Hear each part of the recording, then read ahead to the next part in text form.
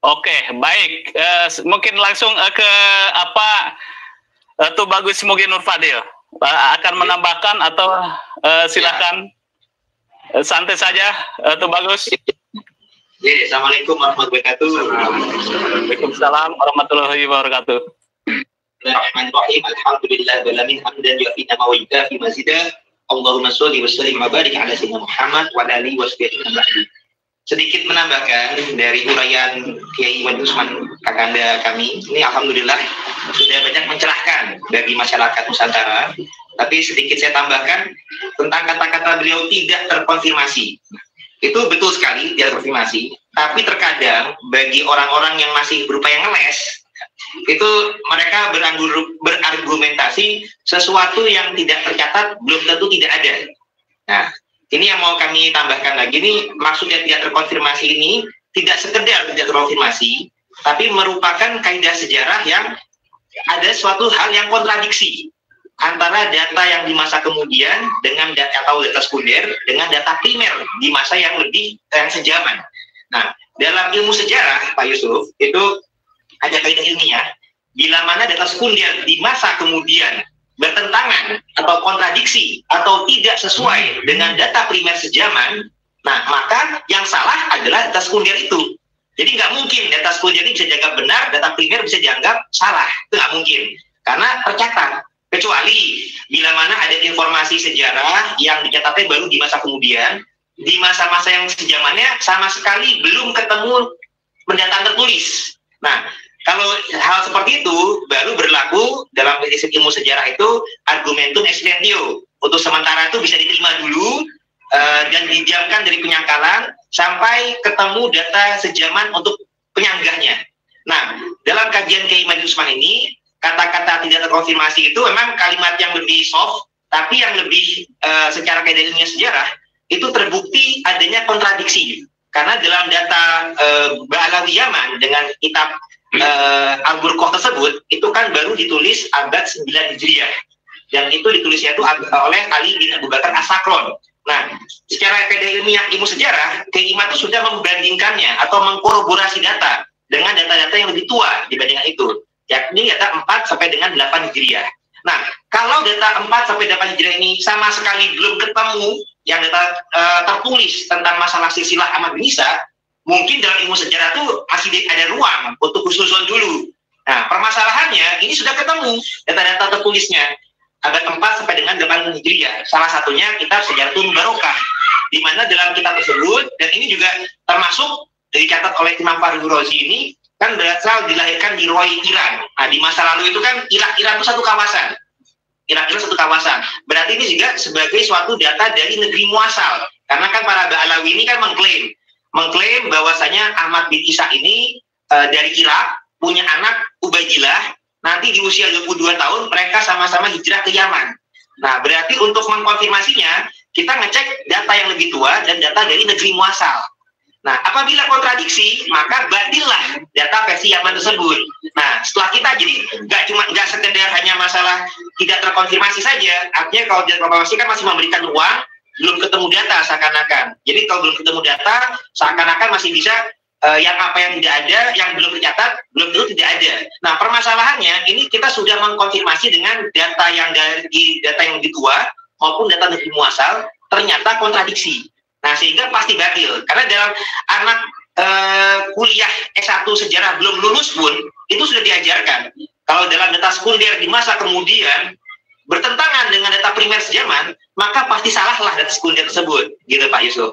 Nah, jadi datanya yang Ali bin Abu Bakar As-Sakron di abad 9 Hijriah, ini bertentangan dengan data dari abad 4 sampai dengan 8 Hijriah. Bahwasanya Ahmad bin Isa itu hanya punya anak Muhammad, Ali, dan Husain saja. Dan ini juga bertentangan dengan data negeri muasal Irak, bahwasanya ternyata Ahmad bin Isa tidak hijrah ke Yaman dan tidak punya anak bernama Ubaidillah. Nah, sehingga karena ada kontradiksinya ini, pasti bisa kita nyatakan batil, baik secara kaidah ilmu sejarah dan juga kaidah ilmu nasab. Nah, karena dalam kaidah ilmu nasab itu kan harus berdasarkan kitab nasab. berdasarkan nasab, dan juga kesaksian yang surah wal istifadoh itu dari negeri muasal, dan juga surah wal istifadoh dalam data sejaman di masa-masa tersebut. Nah, kalau surah wal istifadohnya itu baru 5 abad kemudian dan nggak sesuai dengan data negeri muasal, maka pasti batil. Jadi saya menambahkan pernyataan Kakanda saya ini tidak sekedar hanya lihat konfirmasi, tapi bertentangan atau kontradiksi. Nah, kontradiksi inilah maka kita bisa simpulkan pasti batil. Jadi nasab Ba'alawi ini batilnya karena kontradiksi ketidaksesuaian data, baik dengan data primer di masa sejaman, baik dengan data negeri muasal asal Irak, dan juga data genetik. Nah, mungkin kita bisa husnuzon kalau misalkan wah ini yang nggak tercatat mungkin keturunan dari istri siri mungkin. Nah, itu bisa saja memungkinkan kalau tes genetiknya itu sama. Nah, buktinya apa? Para Alawi internasional hasil haplogrupnya J, sedangkan mereka itu G, golf, kode tanjakan, bukan turunan. Jadi kalau sama keturunan Nabi Nuh, Nabi Adam, Nabi Idris masih bisa. Tapi kalau sama keturunan Nabi Ibrahim saja sudah mustahil, apalagi Nabi Muhammad. Nah, jadi ini sudah ada kontradiksi. Jadi kontradiksi ilmu sejarah, kaidah ilmu sejarah, kontradiksi ilmu nasab, maupun kontradiksi ilmu genetik, gitu. Nah, jadi kalau apabila masih ada yang mendukung nasab Ba'alawi, itu hanya sekadar berdasarkan prasangka atau berdasarkan taklid, buta kepada guru-gurunya zaman dulu itu berprasangka baik. Tapi kalau secara kaidah ilmiah itu mustahil, karena dari ilmu sejarah, ilmu nasab, ilmu genetik itu mustahil, Pak Yusuf. Dan juga sedikit kami tambahkan, kunjungan kami kemari ini alhamdulillah untuk menyambungkan silaturahim. Karena ilmu nasab itu diperintahkan Rasulullah untuk dipelajari adalah untuk menyambungkan silaturahim. Nah, jadi perjuangan kita tuh mempelajari nasab itu bukan untuk mencari kesalahan para Ba'alawi sebenarnya, Pak Yusuf, awal mulanya. Jadi bukan untuk mencari-cari celah orang atau membuka aib orang, kemudian atau ada tuduhan kan memfitnah dan lain sebagainya. Sebenarnya tidak. Pada dasarnya para Ba'alawi itu andai kata para habaib, mereka punya keyakinan keturunan siapa. Kalau mereka tidak mengganggu para kiai, para pribumi, itu hak mereka. Mau mereka percaya sebagai turunan siapa, bahkan saudara kita yang merasa keturunan anak Tuhan Bapa sekalipun, asalkan nggak mengganggu, kita menghargai atau menghormati hak orang lain. Akan tetapi kalau kalangan oknum banyak ini Pak ya, oknum sebagian besar para habaib Ba'alawi Yaman, dengan nasabnya itu mereka sombong, rasis, dan merendahkan yang lain. Permasalahannya di situ. Jadi ketika mereka merendahkan yang lain, mereka merendahkan para kiai, mereka merendahkan para pribumi, sampai ada yang cium kaki, yang jadi sujud kepada manusia, yang padahal dalam Islam itu dilarang. Dan bahkan juga merendahkan keluarga Wali Songo duluan. Jadi mereka duluan yang menghina keluarga Wali Songo, yang memajulkan nasab Wali Songo dan keturunannya, itu dari mereka semua duluan gitu. Nah, jadi ketika dalam Islam itu kita boleh membalas tapi dengan cara yang lebih baik gitu. Nah, kalau mereka dulu melakukannya dengan cara fitnah, dengan cara persekusi, dengan cara kesombongan, kalau pihak kami, terutama Kirimat, itu membalasnya dengan cara yang lebih baik, lebih bijaksana, yaitu dengan melakukan kajian ilmiah. Nah, kajian ilmiah ini kemudian beliau lakukan juga dengan tulisan, tesis. Kemudian juga sudah diseminarkan di Agustus lalu di UIN Syarif Hidayatullah. Dan juga dipublikasikan lewat media-media sekarang, media sosial, termasuk lewat pada Suka TV ini dan lain sebagainya. Karena ini penting, karena dalilnya para Ba'alawi Yaman itu hanya sekedar syukrah wal istifadoh. Kalau kata-katanya intinya karena viral, karena terkenal di masa lalu, mereka, dan ini sebenarnya merupakan bentuk suatu propaganda atau propaganda yang bisa disebut dalam istilah ilmiah itu argumentum ad nauseam. Jadi sesuatu yang sebenarnya belum tentu benar, hanya hasil asumsi, tapi apabila disampaikan terus-menerus berkali-kali hingga disangka benar. Nah, maka untuk meluruskannya, kita pun juga harus mengcounternya dengan penyampaian yang terus-menerus agar meluruskan yang salah tersebut. Dan kita menyampaikannya lewat media-media yang lebih tepat, lewat seminar, lewat publikasi tesis yang tertulis, bahkan melalui media sosial. Sehingga apabila mereka berhujahnya keaslian nasab mereka melalui surah wal istifadoh, maka kita membatalkannya pun lewat surah wal istifadoh, bahwasanya kelak akan surah wal istifadoh, nasab Ba'alawi itu bukan bersambung kepada Nabi Muhammad SAW, tapi justru kelak insya Allah akan surah wal istifadoh, akan masuk, akan viral. Nasabnya para Ba'alawi Habib Yaman adalah keturunan Monsewu, Yahudi, Khazar, Kaukasus. Jadi bukan keturunan Rasulullah Muhammad SAW. Karena dari hasil grupnya itu bisa jelas. Dan juga kita juga punya penemuan juga buku biografi tertulis daripada Habib Yahya Assegaf dengan nama Yahudinya itu John Sakafa. Jadi itu jelas ada kesaksian dari pakar detik Yahudi sendiri dalam jbstina.net, dan juga dalam buku John Sakafa itu beliau bekerja sama dengan Mossad, agen rahasia Israel, sehingga ini perlu kita waspadai. Nah, kalau untuk silaturahim ini keluarga Banten ini juga garis perempuan itu keturunan dari Jaka Tingkir. Nah, di sini ternyata saudara kami garis lakinya ke Jaka Tingkir, garis perempuan ke Banten. Nah, sehingga tuh kami alhamdulillah saling menyambungkan satu sama lain. Jadi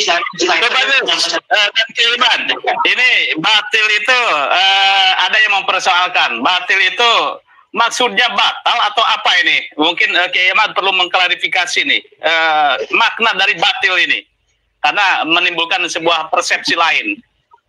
Batil itu katakan wah ini munkar gitu ya. Nah, sebetulnya kata batil ini yang dimaksud itu apa? Kiai, silakan. Ya, batil itu memang mau ngapain lagi, orang mereka bukan keturunan Nabi kok. Mereka itu terkonfirmasi bukan keturunan Nabi. Batil. Ya batil. Salah. Tidak batal berarti ya. Batal. Batal itu dengan batil dengan bahasa Indonesia itu mirip. Kalau dia sudah batal sholatnya tapi terus sholat saja itu dosa kan. Nah, begitu juga dengan nasab, ketika sudah terkonfirmasi batil, dia terus saja mengaku, ya itu berarti dia berdosa. Dan orang-orang yang hari ini bersama dengan terang benderangnya ilmu pengetahuan, terang benderangnya dalil, terang benderangnya DNA, mereka masih husnudzon. Ini husnudzon atas nama apa? Husnudzon itu adalah untuk sesuatu yang belum jelas apakah sesuatu itu benar ataukah tidak benar. Baru kita husnudzon dengan adab.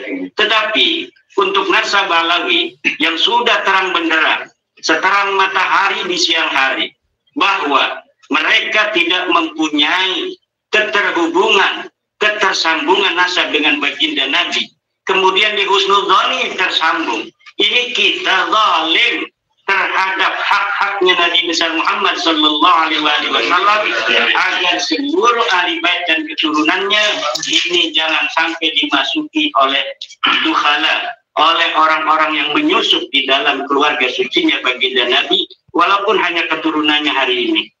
Orang-orang yang tidak melihat bagaimana hasil tes DNA telah begitu nyata diungkapkan oleh ahlinya, bahwa menurut ahli biologi tidak mungkin seseorang yang hari ini bersaudara sama-sama garis laki dari seorang ayah, kemudian yang satu haplogrupnya J, yang satu haplogrupnya G, tidak mungkin.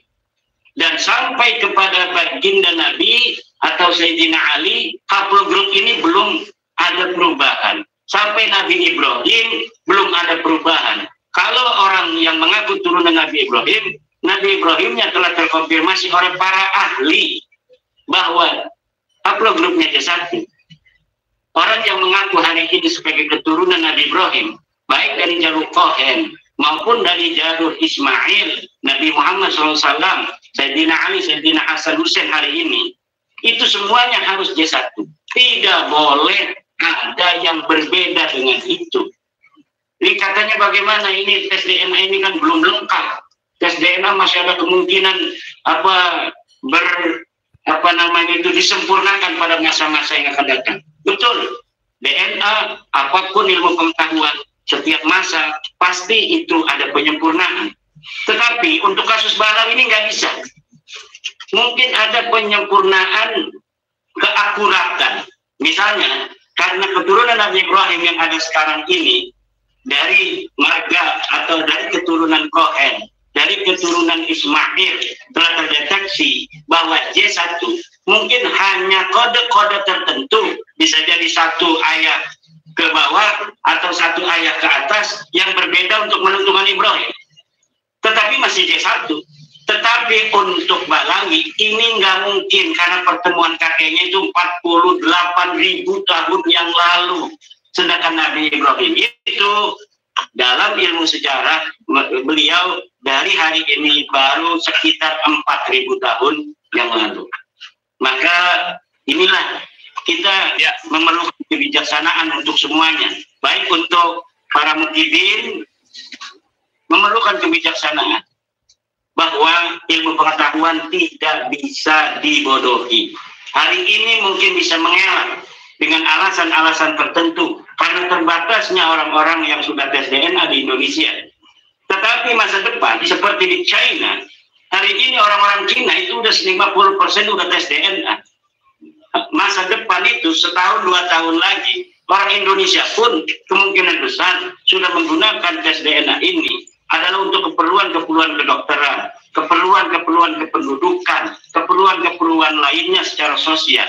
Maka di hari itu masa depan tidak akan mungkin lagi bisa bersembunyi daripada kebohongan tentang nasab. Karena nasab terkait dengan DNA, DNA bukan hanya terkait dengan nasab, tapi juga terkait dengan kesehatan. Mungkin hari ini Hanif Alatas bisa mengatakan bahwa DNA haram untuk mengutak-ngatik nasab.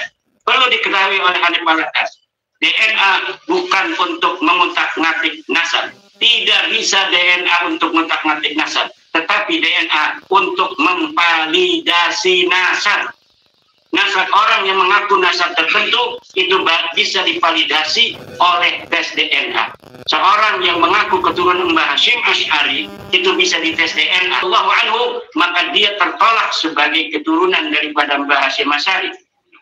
Kalau orang ponakan Gus Dur mengaku sebagai keturunan Mbah Hashim Asy'ari, ciplas dari garis laki, itu haplogrupnya, genetiknya sama dengan Gus Dur, maka itu dia bisa diterima. Demikian pula dengan keluarga besar Rasulullah SAW, para ahli telah presisi menyimpulkan ini kodenya Bani Hashim, ini kodenya Quraisy, ini kodenya Sayyidina Ali, ini kodenya Sayyidina Hasan, ini kodenya Sayyidina Husain. Mereka yang mengaku hari ini sebagai keturunan mereka yang telah saya sebutkan, harus ada kode-kode yang disebutkan tadi. Balawi tidak ada sama sekali darinya keturunan. Kode-kode keturunan Quraisy tidak ada sama sekali di dalam diri mereka. Kode-kode keturunan Bani Muthalib tidak ada keturunan Bani Ali, tidak ada keturunan Bani Hasan, dan tidak ada keturunan Bani Husain. Kode-kode yang dimiliki oleh mereka di atas itu tidak dimiliki oleh Balawi yang ada di bawahnya. Bagaimana seorang yang mengaku keturunan daripada Sayyidina Hasan tapi tidak memiliki kode genetik daripada Sayyidina Hasan? Bagaimana seseorang yang mengaku sebagai keturunan Sayyidina Husain tetapi dia tidak memiliki kode-kode Sayyidina Husain radhiyallahu taala anhu? Terima kasih. Baik, seperti yang ini ya, sedikit lagi nih pertanyaannya, seperti yang pernah dengan Gus Rumel, bahwa kita podcast dengan Gus Rumel bahwa sampelnya kurang banyak ini family tree ini dari sampel-sampel yang ada. Nah ini bagaimana ini mungkin sedikit ada pembaharuan atau update dari Pak Sugeng, komunikasi Kiai, silakan. Sampelnya kurang banyak, tapi perbandingannya tidak mungkin. Sekarang ini orang-orang yang mengaku keturunan Nabi Harun dan keturunan daripada Nabi besar Muhammad SAW atau dari Sayyidina Ali itu 50% lebih. Itu mereka sama antara Cohen dan Ismail, tetapi hanya 1% yang G. Jadi mereka orang-orang yang mengaku keturunan Nabi besar Muhammad dan mengaku keturunan Cohen, itu tes DNA-nya hasilnya G, itu tidak mencapai 1%. Sedangkan yang mengaku keturunan Nabi besar Muhammad dan mengaku sebagai keturunan Bani Harun itu lebih dari 50%. Jadi walaupun perbandingan orang-orang yang tes DNA ini semakin banyak, maka mereka akan semakin mengkonfirmasi J1 itu, bukan mengkonfirmasi G yang hanya 1% di hari ini pun kurang. Jadi semakin hari, semakin tambah waktu, maka akan semakin nyata bahwa Balawi ini bukan keturunan baginda Nabi besar Muhammad SAW. Jangan tunggu dunia ini tes DNA, Kang Mas Yusuf. Karena itu harus benar. Sekarang saja mulai diakui agar nanti apabila tidak bergerak lagi, tidak bisa lagi berkutik, tidak terlalu sakit. Kita harus mulai beradaptasi untuk menerima takdir Allah yang telah ditulis olehnya di Lauhul Mahfuz tentang genetik kita. Dan Kang Mas Yusuf jangan terlalu membelanya juga. Bukan membela ini. Saya harus menegaskan dan mengkonfirmasi. Cek. Baik, mungkin pertanyaan terakhir ini, Kiai Iman. Ini pasca perdebatan dengan Gus Fahrur ini, katanya Anda ada rumor ini dipanggil PBNU. Ini bagaimana nih hasilnya nih? Kalau boleh di-share. Mungkin itu rahasia. Ini yang kita tunggu-tunggu, saya juga menunggu ini pertanyaan dari Pak Usup ya saudaraku, katanya Kiai Mat rahasia. Tapi ya kurang lebih yang disampaikan ya ada kemiripan gitu, saya kira ya, itu saya prediksi begitu ya. Karena memang sifatnya secret operation gitu. Itu yang bisa saya sampaikan untuk apa namanya, saya dipanggil PBNU itu secret operation.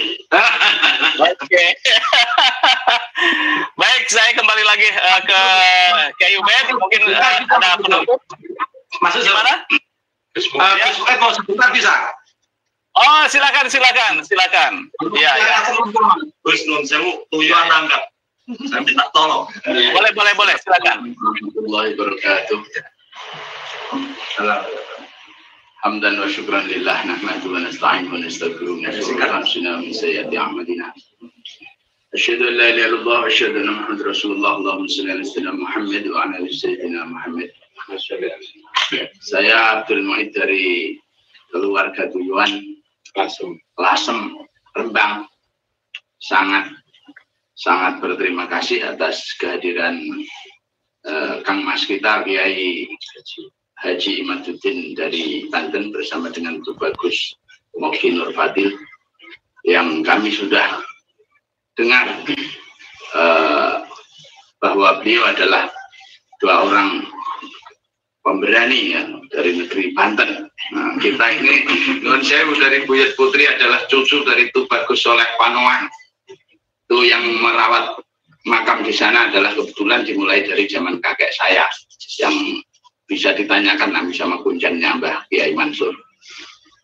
Jadi yang pertama, sebenarnya kita nggak mau mungkit-mungkit nasab orang, tetapi karena situasi-situasi akhlak dan adab yang ditampilkan di media itu kok jauh sekali dengan nilai-nilai yang diajarkan leluhur, maka mungkin itulah yang membuat beberapa kiai-kiai kita yang memang mempunyai keyakinan dan keteguhan dalam iman. Konsewu, karena soal iman ini ya ada yang agak takut-takut kualat segala. Kalau bagi kami keluarga Tuyuan, surga neraka itu rahmat Allah. Amin. Amin. Bukan karena apa-apa yang lain. Jadi rahmat Allah murni itu. Amin. Bukan yang sahabat baal ya. Betul, kita itu sangat setuju. Jadi ajaran bukan karena embel-embel keramat atau apa namanya itu syafaat-syafaat yang lain. Semua itu dari Rasulullah, semua itu dari rahmat Allah. Maka atas kehadiran beliau kami datang untuk dalam rangka menyambut dan takdim atas kehadiran beliau di wilayah Kabupaten Rembang, bahwa ada saudara-saudara atau keluarga yang berbeda itu adalah hal yang biasa, tetapi kami Nun Sewu dalam perbedaan itu tetap dalam kerangka persaudaraan. Biasa itu kalau dalam tafsir juga berbeda memahaminya, itu biasa, tetapi yang ingin kita sampaikan adalah bahwa Kiai Mat dan Tubagus Nur Fadil berada di Kabupaten Rembang harus dalam keadaan aman, karena beliau adalah tamu-tamu keluarga kita. Itu intinya. Maka saya menyampaikan juga ke Gus Ubed adalah yang pertama, supaya Gus Ubed juga silahkan untuk berpendapat atau menyampaikan kajian-kajian ilmiah yang beliau mau sampaikan di dalam syiar ilmiahnya ya, di dalam media-media sosial, karena ini sebagai penyeimbang. Karena beberapa pihak dari keluarga Rembang ini juga ada mengeluarkan syiar ilmiah terkait dengan nasab ini, maka itu yang bagus bagi kita adalah ada keseimbangan. Gitu. Maka itu kami menyampaikan dukungan kepada beliau-beliau adalah dalam rangka untuk membangun narasi keseimbangan. Yang mana yang nanti benar rakyat bisa menyaring, yang mana pemikirannya itu lebih baik dan lebih murni, yang lebih mukhlis, tanpa tendensi-tendensi kebencian dan penghinaan-kehinaan kepada ras-ras yang berbeda dengan mereka. Yang kedua, beberapa wali-wali kita yang di tanah Jawa ini itu kok sebagai sesama orang-orang yang soleh dalam kemukhlisan ibadah kepada Allah tiba-tiba kayak mau ditutup riwayat dan hikayatnya untuk kemudian kita dicekoki dengan budaya-budaya yang non sewu, bukan dari tradisi-tradisi kita, seakan-akan itulah wali-wali yang hebat. Nah, ini yang kita non sewu. Kalau masalah moyangmu hebat itu urusanmu dan pendukungmu, bahwa moyang kita hebat urusan kita dan pendukung kita. Ini aja salam dari kita orang Jawa ya, Madura Jawa. Wali Songo masih ada sampai ke sana. Baik, ini dari Juriah Basamu pendiri NU. Kiumet mungkin bisa di closing statement Anda ya. Jadi silakan mungkin sebagai tuan rumah ini. Oke, Kiai Nur Fadil belum namanya. Oh iya, silakan. Oke, jadi Nyuwun Sewu sedikit menambahkan tentang masalah persilsilahan. Jadi karena keluarga Tuyuhan di sini juga terkait dengan Mbah Sambu, dan ini juga merupakan silsilah daripada pendiri NU. Mbah Hasyim Asy'ari kan sama-sama sejalur, keturunan daripada Mbah Sambu. Nah, ini perlu kami sampaikan, dulunya itu ada pembelokan sejarah seakan-akan ke jalur Ba'alawi Muasal Yaman. Nah, sehingga dengan di sini kami akan sampaikan juga bahwasanya keluarga Tuyuhan, keluarga Mbah Sambu dan lain-lain ini adalah keturunan jalur Mahdum Al-Kazimi Al-Bukhari An-Nakawi Al-Kazimi Al-Husaini, di mana Mbah Sambu ini adalah anak daripada Pangeran Benowo yang kedua, bin Pangeran Benowo I, bin Sultan Hadiwijoyo Jakatingkir Pajang, bin Kagem Pengging Kebo Kenongo, bin Handayaningrat. Nah, Handayaningrat ini adalah menantu daripada Raja Majapahit Bre Kertawijaya. Nah, sedangkan Handayaningrat ini sendiri adalah putra daripada Bajul Segoro atau Raja Buaya Putih alias Pangeran Petak alias Ishak, yang berdasarkan data Cirebon Carukan Canang Satus adalah putra daripada Syekh Samsudin Tabriz, yang kalau dalam bahasa Selatan Malaysia aliasnya adalah Muhammad Kebungsuan bin Jumadil Kubro alias Jamaluddin Akbar Al-Husaini. Nah, kata-kata Jumadil Kubro ini terkait dengan muasal beliau itu dari Asia Tengah, beliau juga beliau Mahdum, dan bertorikohnya dulu itu adalah torikoh Kubrowiyah. Nah, ini kita sudah mengecek ke data negeri muasal. Syekh Jumadil Kubro ini adalah bin Mahmudil Kubro alias Mahmud Nasiruddin, kemudian bin Jalaluddin Hussein, bin Ahmad Kabir, bin Hussein Jalaluddin, bin Ali, bin Ja'far, bin Muhammad, bin Mahmud, bin Ahmad, bin Abdullah, bin Ali Askori, bin Ja'far Zaki, bin Ali Al-Hadi An-Naqi, bin Muhammad Al-Jawad At-Taqi, bin Ali Arido, bin Musa Al-Kazim, bin Ja'far Sodiq, bin Muhammad Al-Bagir, bin Ali Zainal Abidin, bin Imam Hussein, bin Ali bin Abi Thalib yang menikah dengan Sayyidah Fatimah Zahra binti Rasul Muhammad sallallahu alaihi wasallam. Jadi sama sekali tidak melalui jalur Ba'alawi Muasal Yaman. Jadi jalurnya itu dari Irak pindah ke Bukhara atau Uzbekistan, pindah ke Asia Selatan, baru pindah ke Nusantara. Jadi insya Allah dengan kita berupaya meluruskan dan silaturahim, sifatnya adalah untuk menyambung silaturahim dan untuk menjaga pembelokan sejarah yang dilakukan oleh oknum-oknum Habib Ba'alawi Muasal Yaman. Karena mereka terindikasi melakukan tanda kutip penjajahan spiritual, doktrinal, dan kultural. Sehingga kita meluruskan mereka bukan turunan Nabi, dan klaim-klaim mereka yang membelokkan sejarah leluhur kita akan kita luruskan. Demikian tambahan dari kami. Baik. Kiai Imad mungkin ada closing statement, terus nanti ditutup oleh Kiai Ubed, silakan. Dari Pangeran Benowo ya. Dari Pangeran Benowo. Ya, ini sedikit saja bahwa ini keluarga besar Tuyuhan. Al-Asam ini dari Mbah Sambu. Mbah Sambu itu adalah putra Joko Tingkir ya. Iya, Mbah Sambu anak dari Pangeran Benowo II. Mbah Sambu anak dari Pangeran Benowo II, bin Pangeran Benowo I, bin Joko Tingkir yang akan menurunkan dari Banten supaya tahu ini bahwa kita masih saudara. Oke. Kalau dari Banten kami garis perempuannya dari putrinya Pangeran Benowo I. Nah, jadi berarti kita lebih tua.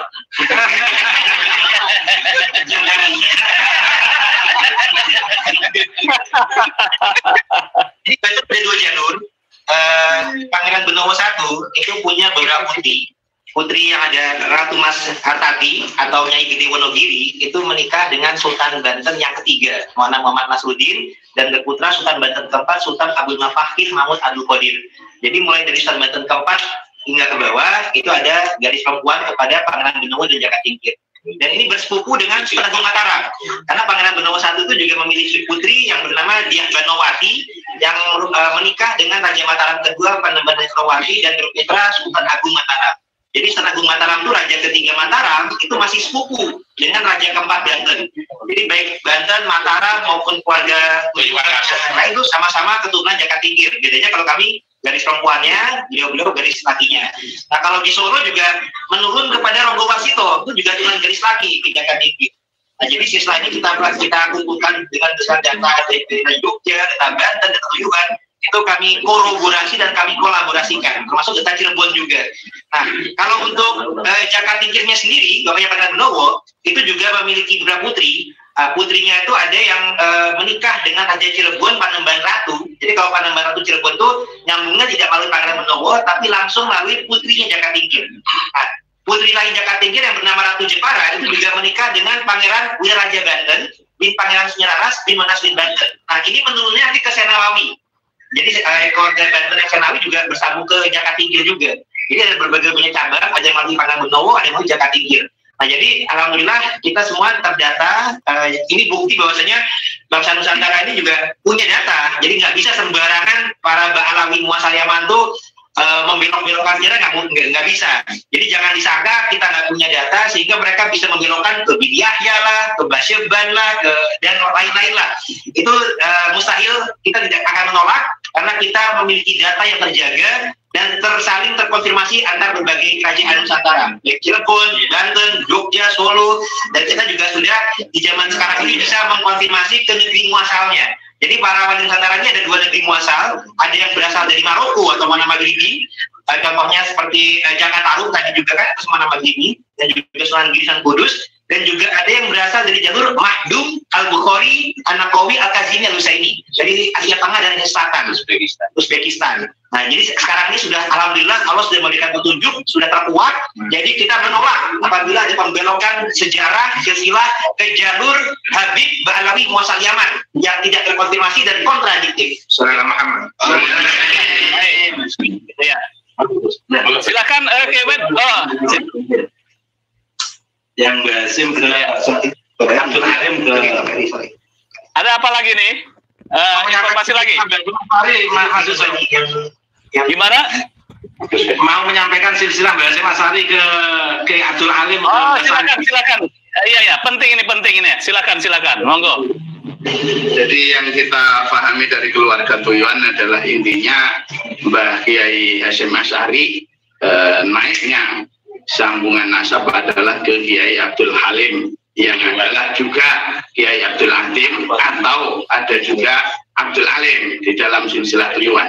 Kenapa terjadi beberapa perbedaan penulisan itu? Karena dulu saya menyaksikan sendiri itu beberapa kiai-kiai yang dari Pasuruan, Jember atau Banyuwangi atas memo apakah Mbah Baidowi ataukah Mbah Kiai Maksum itu karena tulisannya sulit, maka Halim itu bisa dia baca Alim. Dia kadang tulis juga Halim. Yang dimaksud sebenarnya adalah satu orang. Karena yang terkonfirmasi makbarohnya dari zaman ke zaman dijaga oleh keluarga kita ya Mbah Abdul Alim itu. Jadi itu penting. Jadi Kiai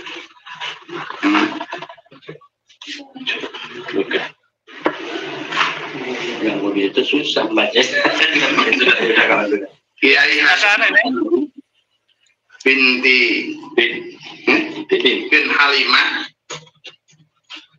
bin Layinah bin Syekh bin Abdul Jabbar bin Kiai Ahmad bin Pangeran Sambu Said Abdurrahman Lasem bin Pangeran Benowo bin Sultan Hadiwijoyo Joko Tingkir. yang garis baginya. Oh iya. Nah ini ada tulisannya. Jadi Mbah Kiai Hasyim Asy'ari bin Kiai Asy'ari bin Kiai Muhammad Abu Syarwani. Ini beliau setahu saya itu berasal dari keluarga Wirosari, Grobogan. Itu terdata dalam silsilah Tuyuan. Kemudian naik Kiai Abdul Wahid ada di Salatiga, kemudian ke Mbah Syekh Kiai Jumali ada di Tuyuan, juga Mbah Kiai Abdul Alim ada di Tuyuan. Maka beberapa keluarga memang terkait Mbah Abdul Alim tadi ada yang nulis Abdul Halim atau Azim. Itu sebenarnya tadi karena kesulitan membaca tulisan pada waktu itu saking tuanya naskah manuskrip. Yang kemudian Mbah Said Abdul Alim yang juga adalah penghulu Lasem pertama bin Mbah Said Abdurrahman Sambu Lasem yang merupakan cucu dari Sultan Hadiwijoyo Sultan Pajang, ya, yang adalah juga mantu Sultan Trenggono Demak yang ketiga. Nah itu yang ke atasnya sudah maklum tadi oleh beliau Kiai Nur Fadil. Monggo. Baik Kang Yusuf, silakan. teman Mas. Ya silakan. Oke. Alhamdulillah. Kehadiran Kiai Haji Ahmad Yadin Osman untuk membuktikan Islam bukanlah agama nasab, Islam adalah agama ilmu, sehingga diskursus yang berlangsung dari awal sampai akhir terkait dengan ilmu, apalagi tadi diawali dengan ijazah doa dan keilmuan dari karya-karya Kiai Ahmad Yadin Osman. Ini untuk memastikan bahwa tradisi keilmuan ulama Nusantara betul-betul berlangsung untuk kearifan lokal dan pribumisasi Wali Songo, bukan untuk membangun klan atau dinasti atau kenasaban, tapi untuk membangun keilmuan. Nah, tadi beberapa silsilah disampaikan itu adalah silsilah dalam konteks pengembangan keilmuan, bukan pure berhenti dalam konteks kenasaban yang selama ini sebagaimana disampaikan oleh beberapa habaib dalam pidato-pidato berhentinya di nasab dan silaturahmi, dan kita berhentinya di silaturahim dan keilmuan. Begitu, terima kasih Mas. Ya baik, terima kasih Kiai Ubedillah, terima kasih Kiai Iman dan Tubagus Fadil dan juga ini Gus siapa nih? Maaf tadi saya lupa ini.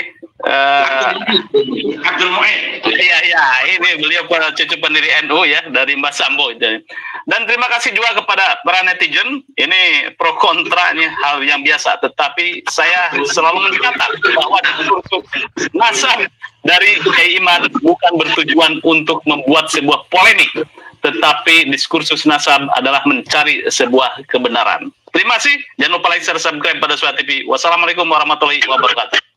Waalaikumsalam warahmatullahi wabarakatuh. Sudah saudaraku lengkap apa yang kita sampaikan ya.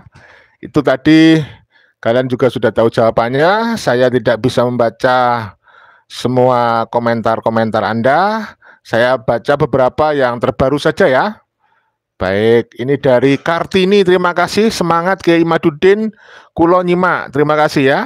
Dari Parida, kepanjangan tangan Yahudi dan Belanda itu Pak Fahru Roji mengkilah Kiai Imaduddin dengan cengengesan, dasar kafir, astagfirullah.